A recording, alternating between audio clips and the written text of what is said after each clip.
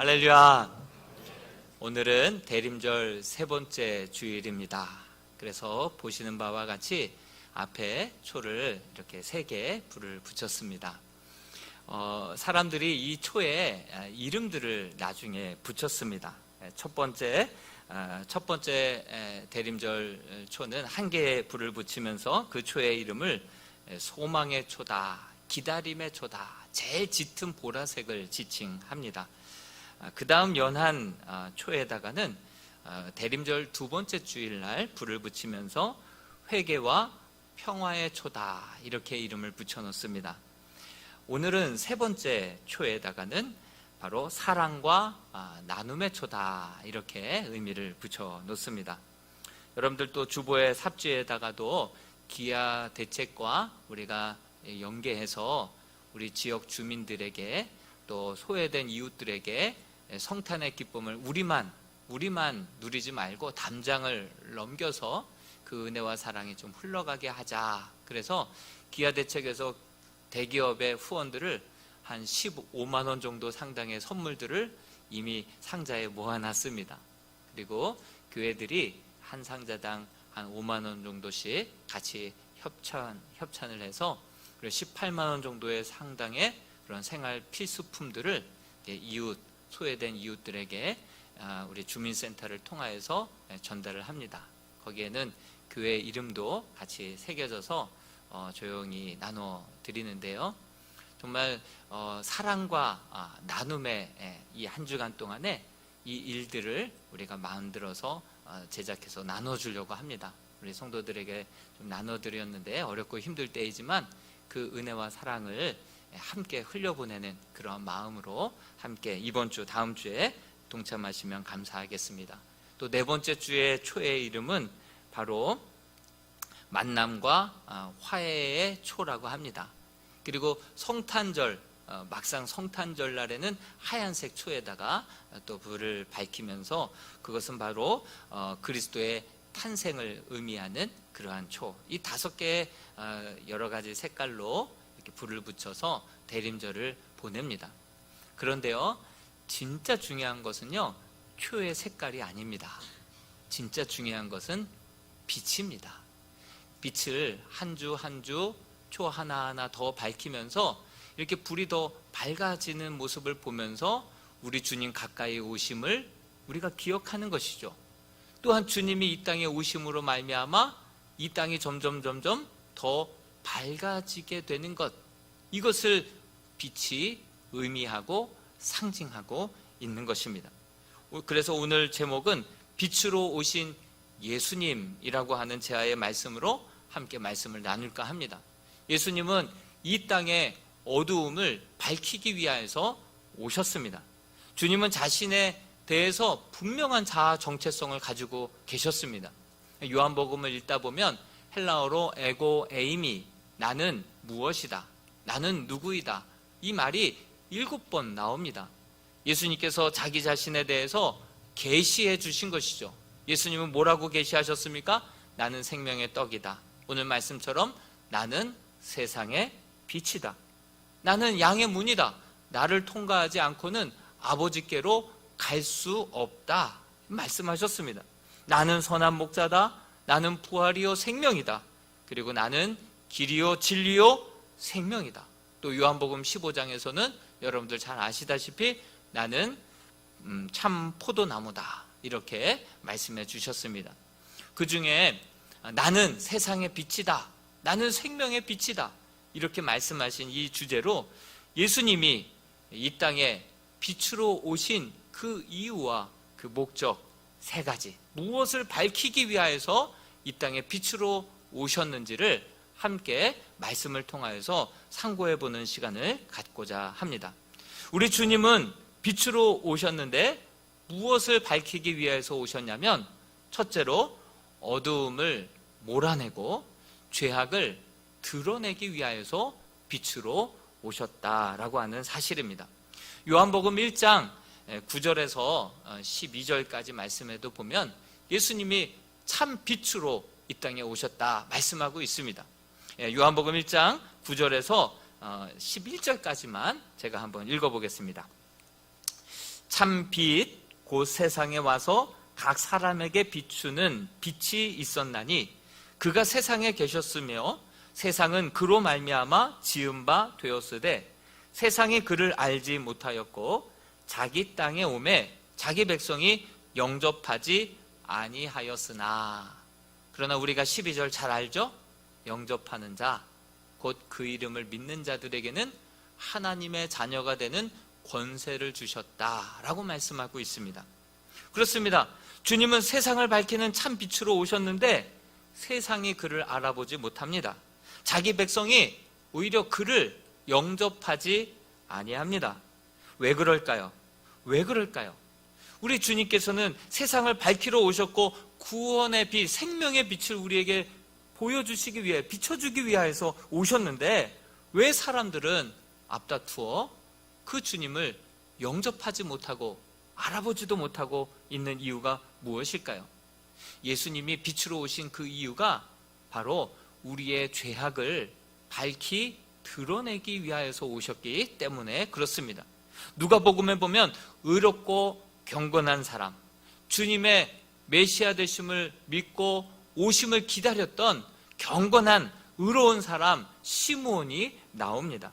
이스라엘의 위로를 기다리던 자였다라고 성경은 말하고 있습니다. 하나님께서 그에게 주의 그리스도를 보기 전에는 절대로 죽지 아니할 것이다, 이렇게 약속해 주셨습니다. 그래서 늘 성령의 감동 따라 기도함으로 메시아 오심만을 손꼽아 기다리고 있었습니다. 내가 주님의 오심을 만나기 전에는, 보기 전에는 나는 절대로 죽지 않아. 아무리 어려운 일 당해도 내가 이 일로 끝나지 않아. 하나님 주신 약속이 있기 때문에 그렇게 기다렸던 시므온이라고 하는 사람이 있습니다.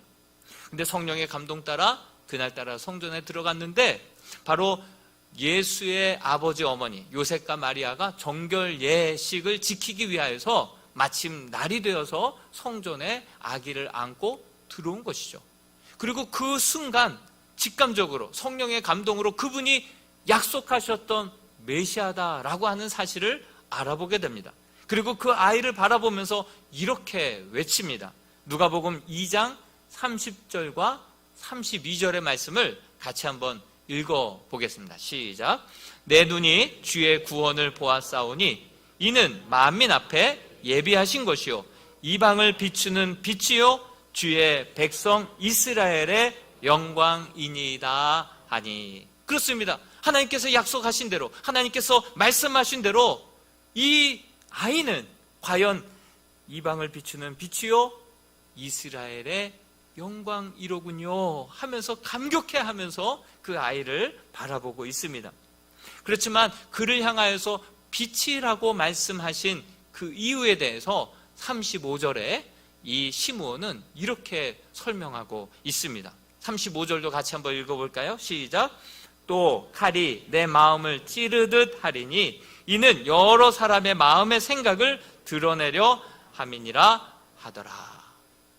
예수님이 이 땅에 빛으로 오셔서 예수님 앞에 서게 되면 마음에 찔림이 있게 되고요, 마음에 그 악한 것들이, 더러운 것들이 예수님 앞에서 다 드러나기 때문에 예수님의 그 빛은 죄악을, 우리의 숨겨두었던 모든 죄악들을 드러내시는 빛으로 이 땅에 오셨다라고 하는 사실입니다. 여러분, 그 빛은요 우리들의 죄악을 드러내긴 하지만 그것을 정죄하고 그것을 가지고 심판을 하기 위하여서 그 빛으로 오신 분이 아닙니다.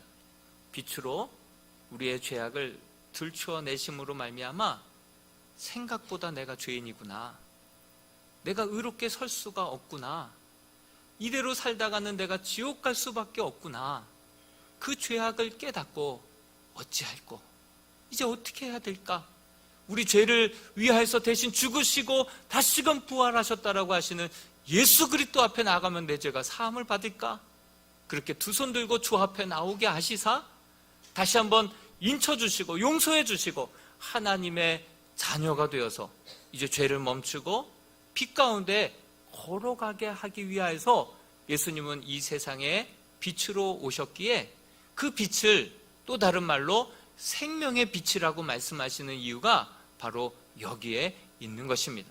예수님이 이 세상에 우리의 모든 어두운 죄악들을 밝히 드러내기 위해서 오셨지만 우리에게 그 죄가 드러나게 하시고 죄가 깨닫게 하시고 하나님 앞에 주님 앞에 나와서 엎드려 부복하게 하시고 회개받고 죄사함 받고 다시금 새 사람 되어서 이제는 빛 가운데 걸어가는 하나님의 자녀가 되라고 그런 의미로 생명의 빛으로 이 땅에 오신 줄로 믿습니다. 예수님을 믿는다는 것은 빛 가운데 살아간다는 것을 뜻합니다. 더 이상 어두움에 죄악을 숨기는 것이 없이 빛 가운데 살아가겠다. 누가 보든 안 보든 하나님 앞에서 정직하게 진실되게 살아가겠다. 그 다짐과 고백일 것입니다. 사람은 누구나 빛보다는 어두움을 더 좋아하는 그러한 본성이 있습니다.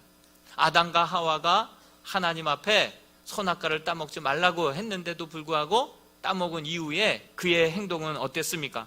무화과 잎으로 자기의 몸을 가리고 나무에 숨어서 하나님이 찾자 내가 벌거벗었으므로 그렇게 부끄러워서 숨었나이다 이렇게 고백하고 있지 않습니까? 죄 지은 인간은 자꾸 자신도 모르게 본능적으로 어두움을 더 좋아하곤 합니다.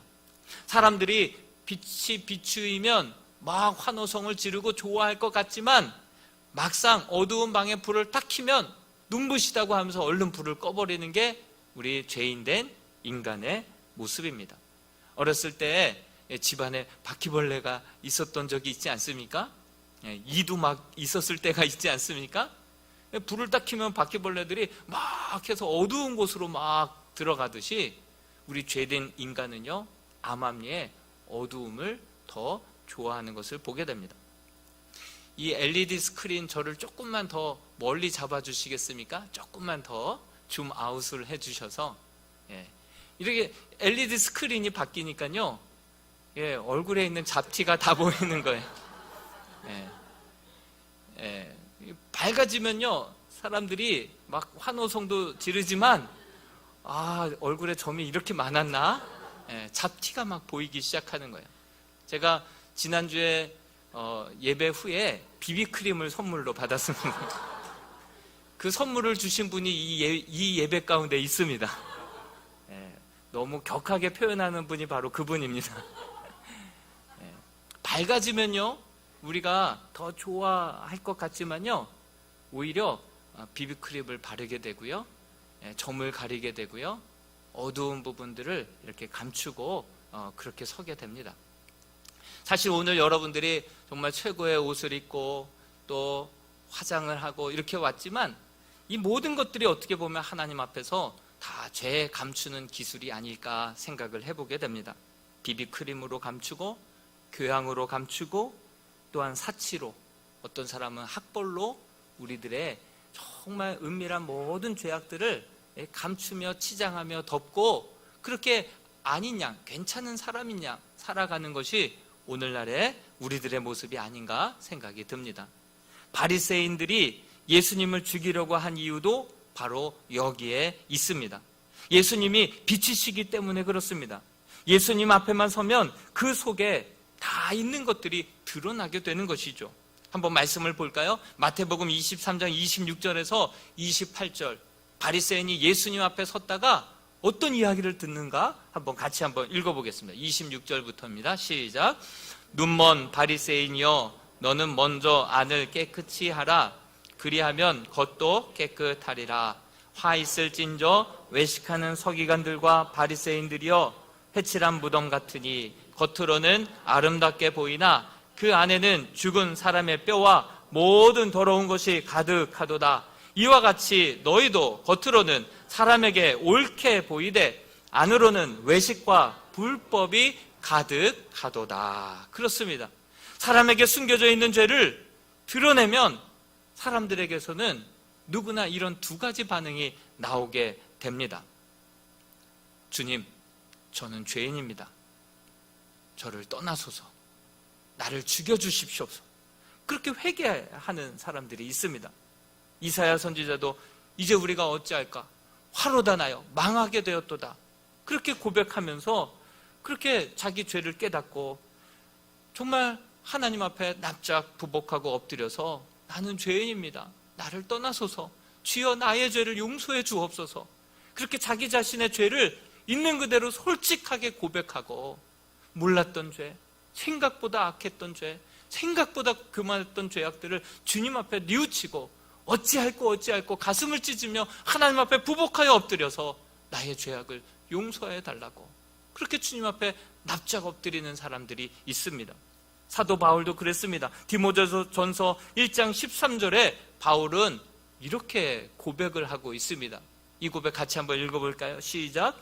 내가 전에는 회방자요 핍박자요 포행자이었으나 도리어 긍휼을 입은 것은 내가 믿지 아니할 때에 알지 못하고 행하였음이라. 우리 주의 은혜가 그리스도 예수 안에 있는 믿음과 사랑과 함께 넘치도록 풍성하였도다. 미쁘다 모든 사람이 받을 만한 이 말이여 그리스도 예수께서 죄인을 구원하시려고 세상에 임하셨다 하였도다. 죄인 중에 내가 괴수니라. 그렇습니다. 사울이 도대체 어떤 사람이었습니까? 가말리엘에서 최고의 교육을 받았습니다. 날 때부터 로마 시민권을 가지고 태어난 자가 바로 사울이었습니다. 정말 의로 따진다고 한다면 둘째가라면 서러울 정도로 열심히 가득했던 사람입니다.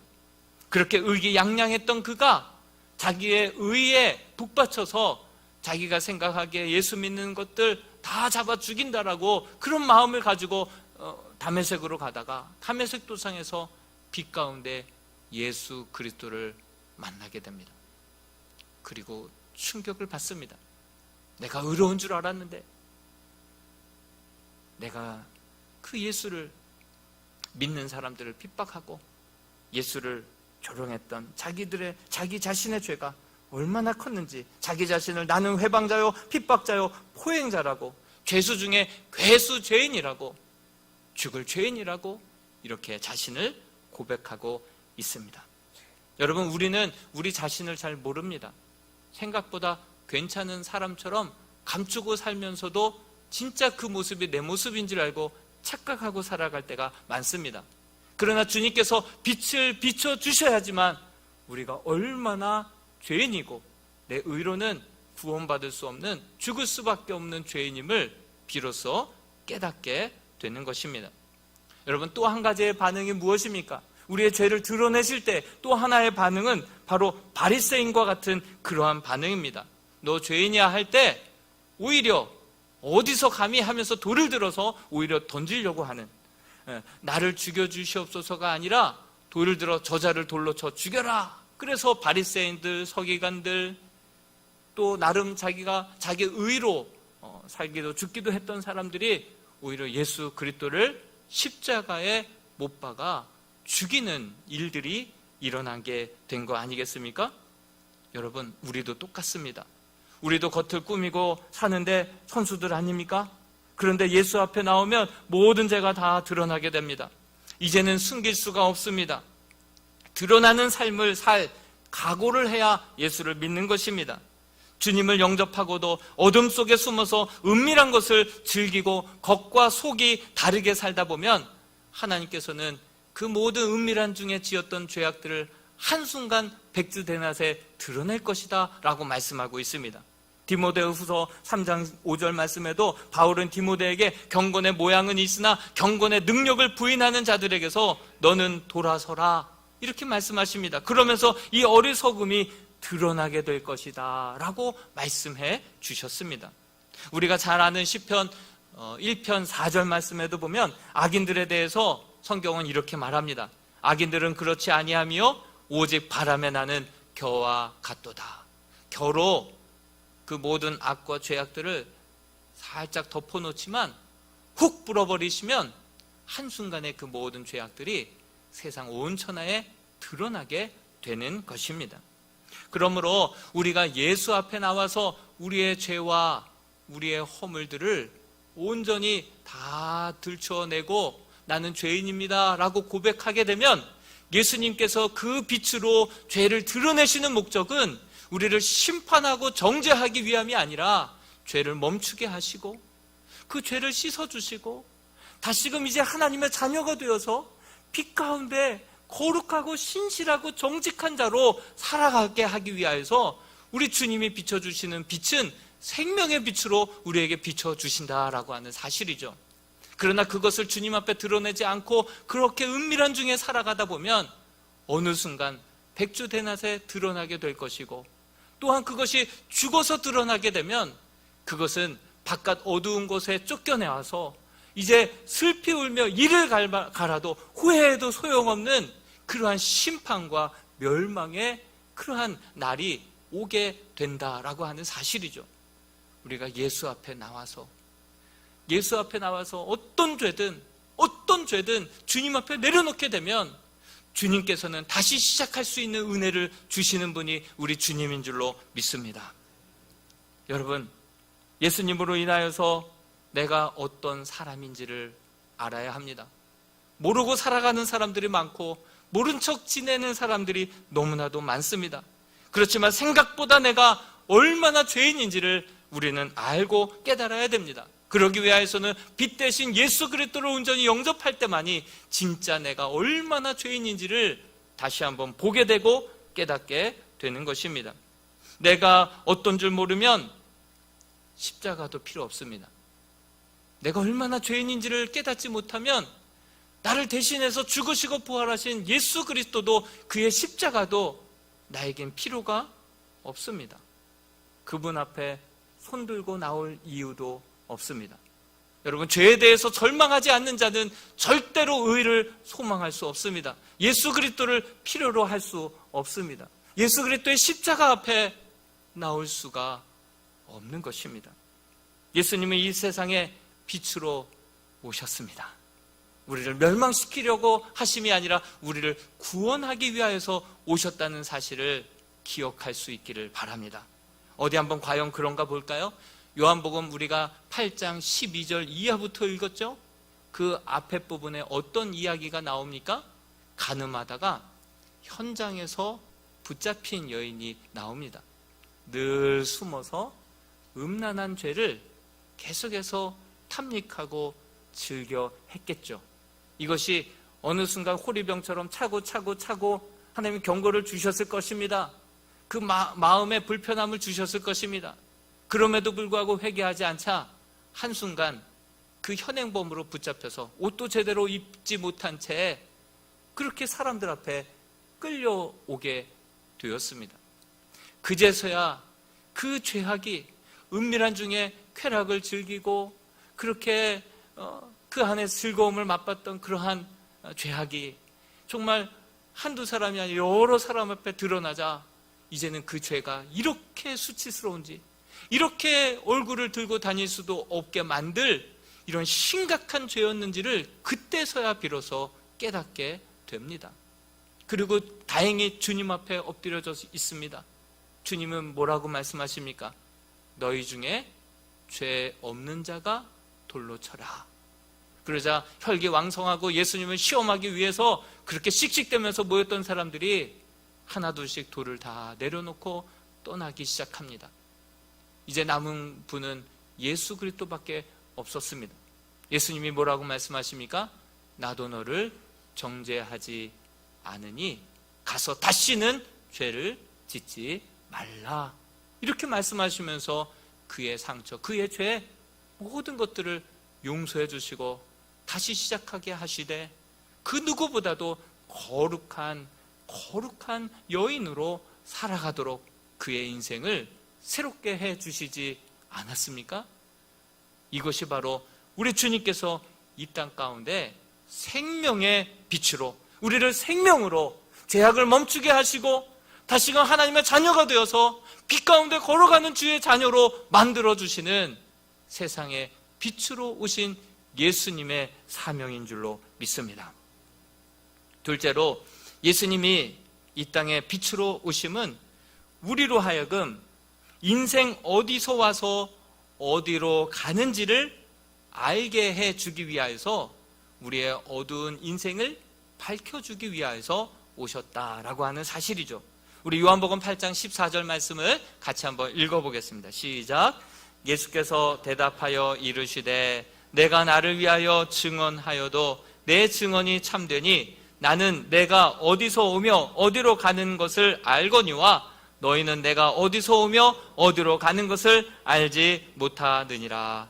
주님은 자신이 어디서 와서 어디로 가는지, 인생의 방향을, 분명히 인생의 목적을 알고 계셨습니다. 여러분, 방 안에, 창문도 없는 방 안에, 지하실 그 방 안에 불이 꺼져 있다고 한번 생각해 보시기 바랍니다. 문이 어딘지, 길이 어딘지, 계단이 어디에 있는지, 어디 깨질 만한 물건이 어디에 있는지 아무것도 보이지 않습니다. 그렇지만 불을 켜는 순간 어떻게 됩니까? 어디가 문인지, 어디가 창문인지, 어디가 길인지, 어디가 계단인지 다 알게 되지 않습니까? 우리 주님께서는 어디서 왔으며 인생 어디로 가는지 향방 없이 살아가고 목적 없이 살아가는 자들에게 인생의 불을 밝혀주시사 인생 어디서 오는 것이며 어디로 가는 것이기에 어떻게 살아가야 할지를 분명히 보게 해 주시고 깨닫게 해 주시는 분이 우리 주님이 오신 이유와 목적인 줄로 믿습니다. 여러분, 우리는 결코 우연히 이 세상 가운데 던져진 인생이 아닙니다. 여러분, 프랑스 무신론적 실존주의 철학자인 샤르트르가 이렇게 얘기했죠. 인간은 태어날 때 아무 목적 없이 이 세상에 우연히 던져진 존재다. 이렇게 얘기했습니다. 아닙니다. 그렇지만 우리 주님께서는 분명하게 우리를 이 세상에 하나님이 보내셨다. 그리고 그를 혼자 두지 않으셨다라고 말씀하고 있습니다. 요한복음 8장 29절 말씀, 제가 개인적으로 참 좋아하는 말씀입니다. 같이 한번 읽어볼까요? 시작. 나를 보내신 이가 나와 함께 하시도다. 나는 항상 그가 기뻐하시는 일을 행함으로 나를 혼자 두지 아니하셨느니라. 아멘. 그렇습니다. 여러분, 무신론자, 유물론자들 보십시오. 인간이 아메바를 통하여서 우연히 생겨나게 됐다, 이렇게 이야기합니다. 그리고 심지어는 진화되었다, 이렇게 얘기합니다. 그래서 인생 정말 어떻게 살아갑니까? 그냥 내가 내 삶의 주인 되어서 하고 싶으면 하고 말고 싶으면 말고, 그러다가 내 혼자 힘으로 해결할 수 없는 그러한 일들 가운데 빠지게 되면 절망의 그 깊이를 알 수 없는 수렁에 빠져서 도무지 혼자서 헤어나지 못하고 극단적인 선택들을 하는 모습들을 얼마나 많이 봅니까? 여러분, 인생 어디서 와서 어디로 가는지 모르고 살아가는 젊은이들 보면 얼마나 우리의 혀를 차게 만들지 않습니까? 뉴스를 보면 뭐 마약을 하고 또 뭐 몰래 카메라를 막 장착하고 그것을 가지고 탐닉하고 정말 목적도 없이 향방도 없이 그냥 세상에 흘러가는 대로 휘청휘청대며 그렇게 살아가는 사람들이 얼마나 많습니까? 그렇지만 빛 대신 주님을 만나게 되면 그 모든 과거의 삶을 온전히 주님 앞에 다 토설하듯이 내어놓게 되고 회개하게 되고, 인생이 어디서 왔으며 어디로 가며 왜 나를 보내셨고 왜 나를 구속하셨는지 그 이유와 그 사랑, 알 수 없는 하나님 앞에 다 갚아도 갚을 수 없는 그 은혜를 기억하면서 하나님 앞에 자기의 인생을 하나님의 나라와 영광을 위하여서, 정말 더 어려운 힘든 이웃들을 위하여서 의미 있게 가치 있게 복되게 살아가는 영혼들이 얼마나 많습니까? 빛 대신 주님을 만난 자들이 인생이 달라진 그러한 삶을 살아가는 것을 보게 되는 것입니다. 여러분, 이뿐만이 아닙니다. 우리는 죄를 짓지 않으려고 어금니를 깨물고 혈서를 쓰고 막 노력하지만요, 방 안에 빛을 비추면 어두움은 자연스럽게 물러가게 되어 있습니다. 이 세상 내가 우연히 던져진 것 같이 살아가다가 그렇게 절망에 빠지게 되고 실패하고 낭망하게 되면 정말 그 우울감에서, 그 두려움에서, 그 막막함에서 헤어나올 수가 없는 것입니다. 그런 절망 가운데 예수 그리스도 빛 대신 주님을 모셔드리기 시작하면 그 순간 우리 안에 우울감, 두려움, 염려, 근심, 걱정, 세상에 대한 미움과 시기와 질투와 이 모든 어두움의 영들이 한순간 물러나게 될 줄로 믿습니다. 빛 대신 주님을 우리 마음 가운데 진정 우리 인생의 구주와 주인으로 모셔드리는 순간 이런 놀라운 빛의 역사가 일어나게 될 줄로 믿습니다. 뿐만 아니라 어디서 와서 어디로 가는지 모르며 향방 없이 살았던 우리의 인생이 분명한 표대를 향하여서 저 하늘 상급을 바라보며 정말 좌로나 우로나 치우치지 않고 하나님의 나라 영광을 위하여서 복되게 가치 있게 의미 있게 사는 인생으로 변화될 줄로 믿습니다. 마지막으로 주님이 이 세상의 빛으로 오심은 우리들로 하여금 하나님이 과연 나와 함께 하심을 깨닫게 하기 위하여서 우리 주님 빛으로 오셨다, 그렇게 우리의 인생을 밝혀주신다라고 성경은 말하고 있습니다. 요한복음 8장 16절 말씀 같이 한번 읽어봅니다. 시작. 만일 내가 판단하여도 내 판단이 참되니 이는 내가 혼자 있는 것이 아니요 나를 보내신 이가 나와 함께 계심이라. 아멘. 여러분, 우리는 하나님이 나와 함께 하신다는 사실을 망각한 채 살아갈 때가 너무나도 많습니다. 야곱도 그랬습니다. 야곱도 형 에사와 장자권을 두고 막 다퉜습니다. 어머니 리브가가 보기에 한날 한시에 두 아들을 다 잃어버릴 것 같은 것이죠. 그래서 야곱을 야반도주 시킵니다. 성난 형 에서를 피해서 한밤중에 야반도주 외삼촌 라반네 집으로 피신을 시킵니다. 그래서 졸지에 그 가정을 떠나서 광야에서 돌베개를 베고 오지 않은 잠을 청하면서 이리 뒤척 저리 뒤척 할 때에 하늘에서 사닥다리 환상을 보게 됩니다. 이게 뭔가 가까이 갔더니 천사가 오르락 내리락 합니다. 위를 한참을 쳐다보는데 거기서 음성이 들려옵니다. 이런 음성이 들려왔습니다. 창세기 28장 15절에서 16절 말씀입니다. 나에게 주시는 말씀으로 받을 수 있기를 바랍니다. 15절 16절 같이 읽어봅니다. 시작. 내가 너와 함께 있어 내가 어디로 가든지 너를 지키며 너를 이끌어 이 땅으로 돌아오게 할지라. 내가 내게 허락한 것을 다 이루기까지 너를 떠나지 아니하리라 하신지라. 야곱이 잠이 깨어 이르되 여호와께서 과연 여기 계시거늘 내가 알지 못하였도다. 아멘. 여러분, 편안할 때 아쉬울 거 없을 때는 안 보입니다. 그러나 빛이 비추이게 되면 과연 내가 혼자가 아니었다는 사실을 비로소 깨닫게 된다는 사실입니다. 이제 말씀을 마치겠습니다. 우리 주님은 세상의 빛으로, 생명의 빛으로 오셨습니다. 주님이 우리에게 빛으로 오셔서 우리가 얼마나 죄인인지를 깨닫게 하시고 손들고 주님 앞에 나오게 하시사 죄를 멈추고 이제는 빛 가운데 주의 자녀로 살아가게 하시는 분이 빛으로 오신 우리 주님이십니다. 또한 우리가 어디서 왔고 어디로 가야 될지 향방 없이, 방향 없이, 목적 없이 부표와 같이 살아가는 인생 가운데 우리 주님 찾아오셔서 인생 어디서 왔으며 어디로 갈 것이고 반드시 하나님 앞에 설 것이며 그럴 때 의의 면류관, 생명의 면류관을 받을 것을 소망하며 살아가게끔 우리의 인생의 그러한 방향을 다시금 수정해 주기 위하여서 우리 주님 빛으로 오신 줄로 믿습니다. 우리 주님, 내가 혼자라고 느낄 때마다 내가 혼자인 줄 알았더니 하나님께서 과연 지금도 여기 나와 함께 계시군요. 우리의 어두운 눈을 밝히사 하나님이 우리와 세상 끝날까지 함께 하신다 약속하셨고 함께 하시는 그 하나님을 보게 하기 위하여서 우리 주님 빛으로 오신 줄로 믿습니다. 우리 인생의 죄의 문을 통과하고 우리가 걸어가야 할 빛 가운데 그 길을 함께 걸어가되 우리 주님 세상 끝날까지 함께 동행하며 빛 가운데 걸어갈 수 있는 이람의 복된 성도들이 다 될 수 있기를 주님의 이름으로 축원드립니다.